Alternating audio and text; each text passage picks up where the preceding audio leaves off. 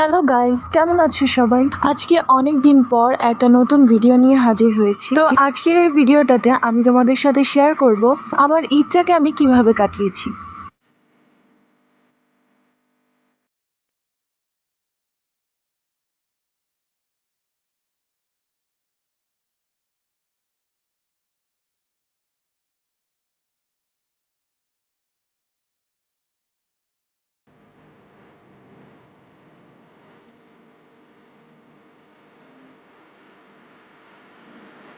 আর আমার ঈদের কাটানো এই সুন্দর মুহূর্তগুলোর সাথে আরো শেয়ার করব এই সুন্দর ছবিটা আমি কিভাবে আঁকলাম। তো চলো দেরি না করে ভিডিওটা শুরু করা যাক। এটা হচ্ছে ঈদের আগের দিন রাত্রে আমি আমার হাতে মেহেদি পরছিলাম আর আমার বোন আমাকে ভিডিও করে দিচ্ছিল। ঈদের আগের দিন রাতে আমাদের মেহেদি পড়তে পড়তে অনেক দেরি হয়ে গেছে, প্রায় রাতের 1টা বাজে আমরা ঘুমোতে গিয়েছিলাম। আর মেহেদি পড়তে পড়তেও কিন্তু আমরা দুই বোন অনেক আনন্দ করছিলাম।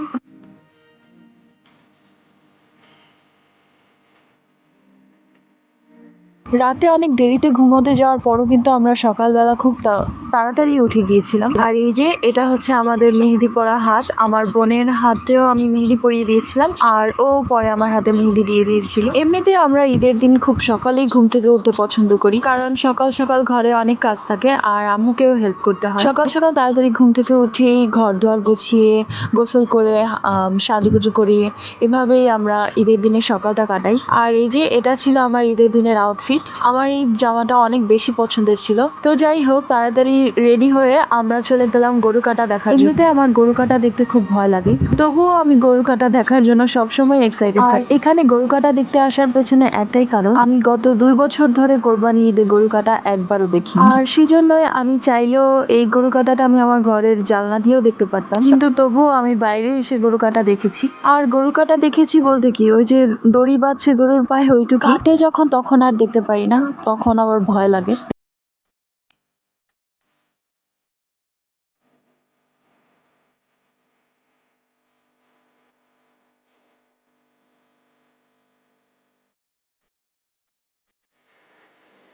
তো এভাবেই গরু কাটা দেখে খাওয়া দাওয়া করে আর আনন্দ করে ঈদের দিনটা কাটিয়েছি। তারপরের দিন আবার আমাদের বড় মামার বাসায় বেড়াতে যাওয়ার প্ল্যান ছিল। বড় মামার বাসায় আসলে বড় মামা ছিল না, আমাদের নানির সাথে দেখা করতে গিয়েছিলাম।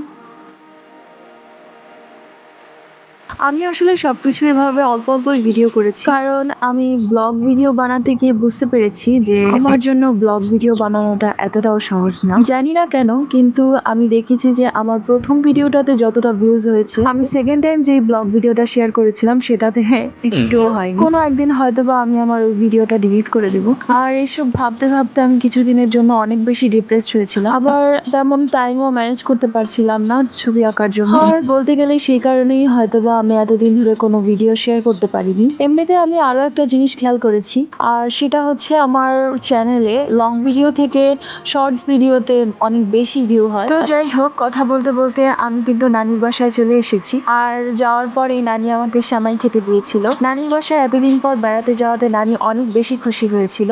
তারপর আমি খাওয়া দাওয়া শেষে বিকালবেলা এখানে আমি একটু বাড়িটা ঘুরে ঘুরে দেখছিলাম আর ভিডিও করছিলাম। এখানে একসাথে 2টা ঘর তোলা হয়েছে, একটা আমার নানি থাকে আর অন্যটাতে আমার বড় মামা আর মামাতো ভাই বোন ওরা থাকে। মামা কিন্তু বাড়ির চারপাশে ফুল গাছ আর সবজি গাছ লাগিয়ে বাড়িটাকে খুব সুন্দর করে সাজিয়েছে। এই যে এটা হচ্ছে রান্নাঘর, এখানে নানিকে আম্মু একটু রান্না করতে হেল্প করছিল।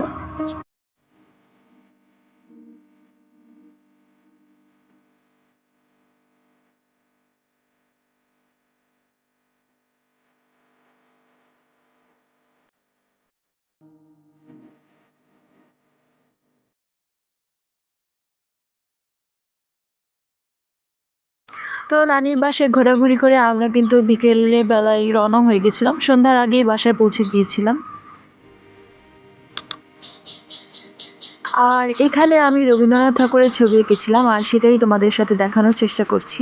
আসলে সময় স্বল্পতার কারণে ভিডিও করা হয়নি। তো এই ভিডিওটার ব্যাপারে যদি বলি, তাহলে আমার বোনদের কথা বলতে হবে, কারণ ওরাই আমাকে ইন্সপায়ার করেছিল এই ভিডিওটা শেয়ার করার জন্য। যারা আমার চ্যানেলে রেগুলার ভিডিও দেখে থাকো তারা নিশ্চয়ই খেয়াল করেছো যে আমি অনেক দিন ধরে এই ভিডিও শেয়ার করি না।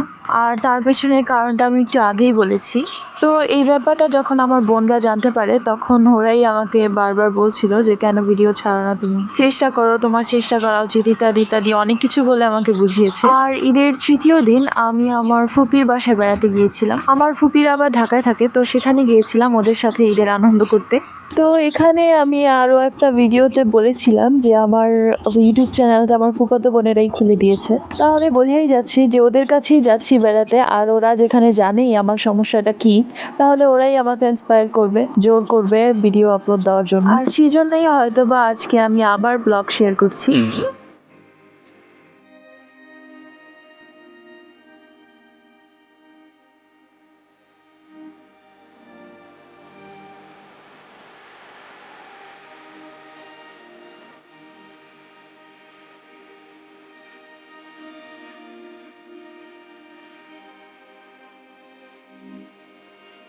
তো ড্রয়িং করা শেষ, এবার আমি আমার বোনদের সাথে কিভাবে ঈদের আনন্দ করি সেই ব্যাপারে একটু কথা বলি।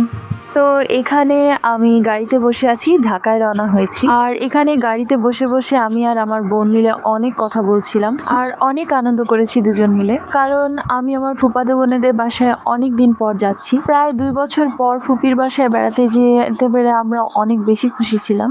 আর যেতে পারছি এটা ভেবেই আমরা অনেক বেশি আনন্দিত, তাই এই দুই বোন মিলে রাস্তায় অনেক মজা করেছি। তারপর ফুপির বাসায় যাওয়ার পরপরই আমাদেরকে পুডিং খেতে দিয়েছিল, যেটা আমাদের জন্য আমাদের ছোট্ট বোন বা নিজের হাতে বানিয়েছে। তারপর এখানে দুপুরবেলা আমরা খেতে বসেছি। ফুপি আমাদের জন্য রোস্ট আর টিকিয়া বানিয়েছিল, পোলাও রান্না করেছিল। আর বলতে গেলে ওখানে যাওয়ার পর আমরা এত বেশি খুশি ছিলাম যে সারা সময় গল্প করতে করতেই কেটে গেছে। শুধুমাত্র খাওয়ার সময়ই আমার ভিডিও করার কথা মনে পড়েছিল। আর এমনিতে আমি আগেও বলেছি যে এই ভিডিওগুলো আমার ফুফাতো বোনের আমাকে জোর করে করিয়েছে। তো এখানে আমরা 4 বোন একসাথে এভাবে মেহেদি পরা হাত নিয়ে দুষ্টুম করছিলাম। আসলে এটা মেহেদির জন্য না, আমরা 4 বোন যখনই একসাথে হই তখনই এরকম করে খেলি, আর সেটাই আমি একটা ভিডিও করছিলাম। এখানে আমার মাঝখানে আমার ফুপি হাত দিয়ে আমাদের সাথে দুষ্টুম করছিল। তো এইভাবেই আনন্দ করে ওই দিনটা কাটিয়েছিলাম আমরা।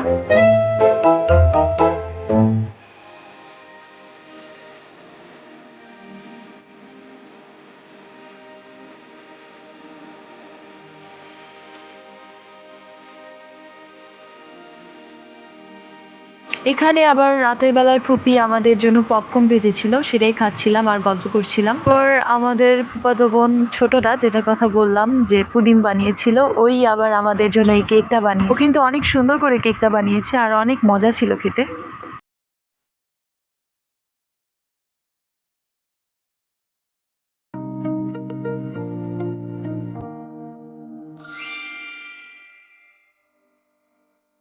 আমরা ঢাকায় শুধু 2 দিনই থেকেছিলাম, বেশি থাকতে পারিনি কারণ ঈদের সময় প্রচুর গরম পড়েছিল, আর ঢাকায় এই সময় আরো বেশি গরম। তো এই তো আমরা বাসার উদ্দেশ্যে রওনা হয়েছি, আর আমার ফুপি, এই যে এটা আমার ফুপি, আমাদেরকে বিদায় দিচ্ছে।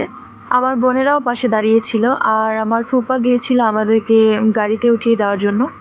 তো আমরা যখন বাসা থেকে নিচে নামি তখনই দেখি একটা সুন্দর কিউট একটা বিড়াল নিচে বসে আছে। আর আমার বোন বিড়াল অনেক পছন্দ করে, আর ও বিড়াল দেখেছে ধরবে না তা তো হয় না। তো বিড়াল ধরে ভাবে আদর করছিল। তারপর এই তো আমরা গাড়িতে উঠে গেছি।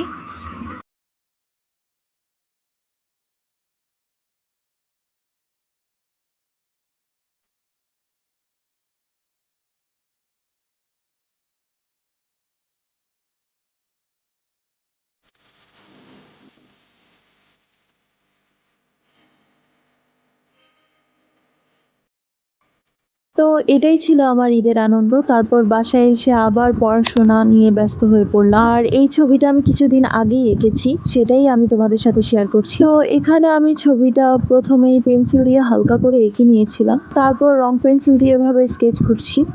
আর আমি এখানে অরেঞ্জ, ব্রাউন আর রেড কালার ইউজ করেছি।